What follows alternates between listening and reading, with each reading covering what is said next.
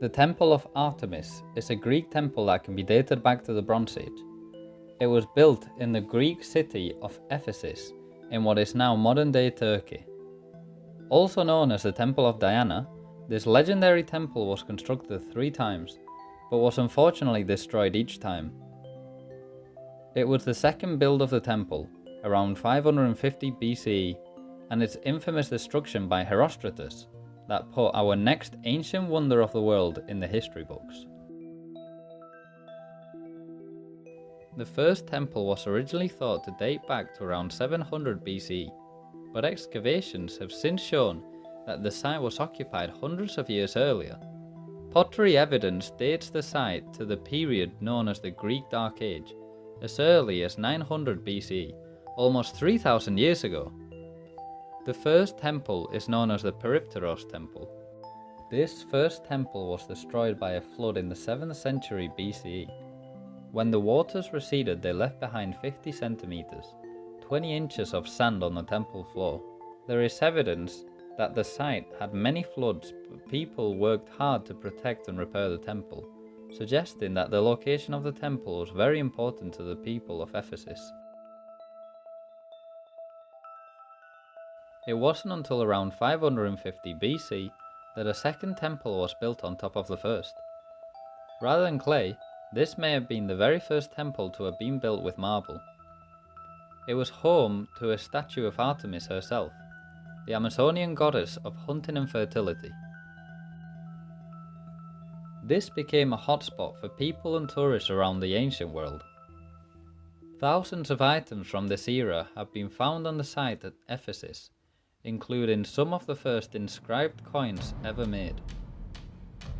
It is thought that the temple offered sanctuary for people running away from punishment. A tradition that came from the belief that Amazonians fled their own punishment twice and found help thanks to the goddess Artemis.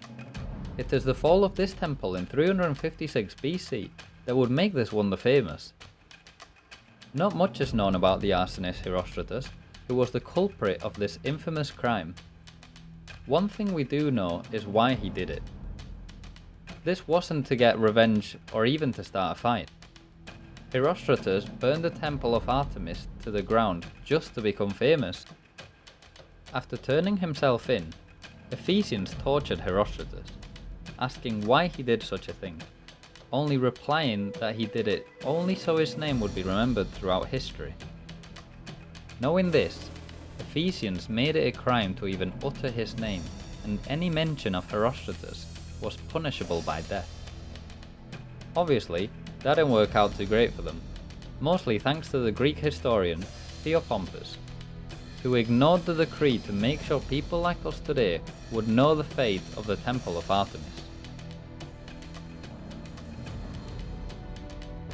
Believe it or not, King Alexander the Great was born incredibly close to the day Herostratus burned the Temple of Artemis, with some ancient historians marking those two events as happening on the same day, which led many to believe that Alexander's birth was a reason Herostratus tried to claim his own fame. But nevertheless, Alexander would eventually offer to rebuild the temple. Ephesians refused, saying it would be improper for one god to build a temple for another, and eventually built and paid for their own construction in 323 BC. This temple was the biggest yet, about 4 times larger than the Parthenon in Greece. 127 60-foot columns stood in precise rows that filled the temple. This temple, luckily, survived for 600 years. But like most of our other wonders, this too would eventually fall. This time, in 268 AD, by the Goths, a tribe that formed what is today Germany, who destroyed the temple in a raid, once again setting fire to it. There was evidence that there were some efforts to reconstruct the temple, but as the number of people who worshipped the goddess fell, the temple would never return to its former glory. What's left today at the site are a couple of columns and some foundation slabs. It's nonetheless amazing how even some of the temple is still standing, but we will forever be left wondering how this wonder would have looked in its heyday.